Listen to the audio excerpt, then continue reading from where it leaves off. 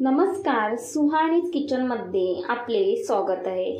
आज आपण पाहणार आहोत श्रावण महिन्यात अशा पद्धतीने ताटामध्ये मिरची असेल तर 1 ते 2 घास तुम्ही जास्तच खाल।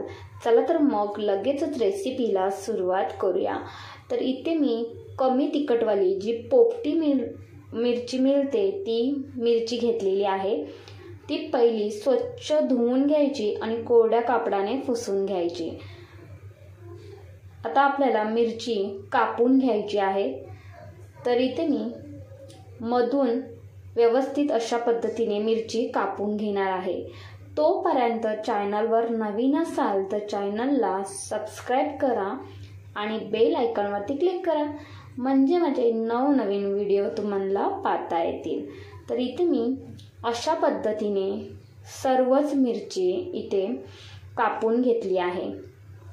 आता लगेचच आपल्याला मिरची फ्राय करून घ्यायची आहे, म्हणजे परतून घ्यायची आहे। तर त्यासाठी गॅसवरती पॅन गरम करायला ठेवले आहे आणि त्यामध्ये मिरची घालून घेतली आहे। तर मिरचीला व्यवस्थित डाग पडेपर्यंत मिरची परतून घ्यायची। तर इथे पाहताय थोडे थोडे मिरचीवरती डाग पडलेले आहेत। आता यामध्ये 2 ते 3 चम्मचभर तेल घालून घेते। तेल घातल्यानंतर परतला मिरची परतून घ्यायची। तर गॅसचा फ्लेम इथे मी मध्यम ठेवलेला आहे आणि मध्यम फ्लेमवरतीच आपल्याला मिरची परतून घ्यायची आहे। पाव चम्मचभर हळद आणि अर्धा चम्मचभर मीठ घालून घेतले आहे आणि हे व्यवस्थित परतून घ्यायचे। तर यामध्ये मीठ आणि हळदच फक्त घातलेली आहे, यानेच या मिरचीला चव खूप मस्त येते। आता यामध्ये अर्धा लिंबाचा रस घालून घ्यायचा, म्हणजे मिरची आपली चटपटीत तयार होते आणि यातले मिरचीतला जो तिखटपणा आहे तो सुद्धा कमी होतो। व्यवस्थित हे परतून घ्यायचे।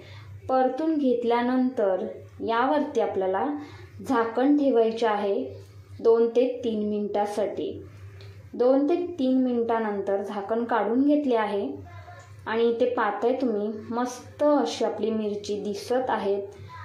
अगदी पाहता क्षणी तुम्ही लगेचच बनवाल एवढे मी 100% सांगते आणि चवीला तर खूपच भन्नाट लागतात या मिरच्या। या मिरच्यांसोबत तुम्ही वरण भात खाऊ शकता, तसेच चपाती भाकरी खाऊ शकता। चवीला खूपच भन्नाट लागतात या मिरच्या।